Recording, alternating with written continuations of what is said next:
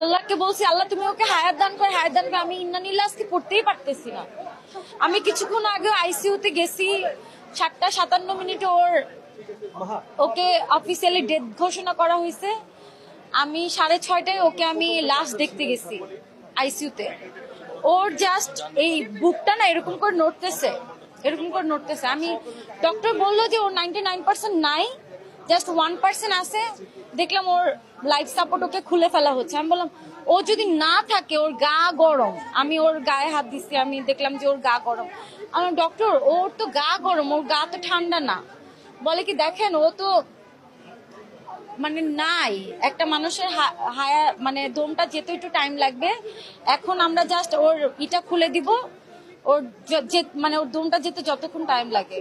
দেখলাম ওর চোখ ডান চোখটা কিছুটা ফুলে বের হয়ে আসে, ওর মুখটা ফুলে গেছে। মানে ও এত, ওকে এরকম চেহারা দেখে আমি আর থাকতে পারতেছিলাম না, আর পারতেছিলাম না।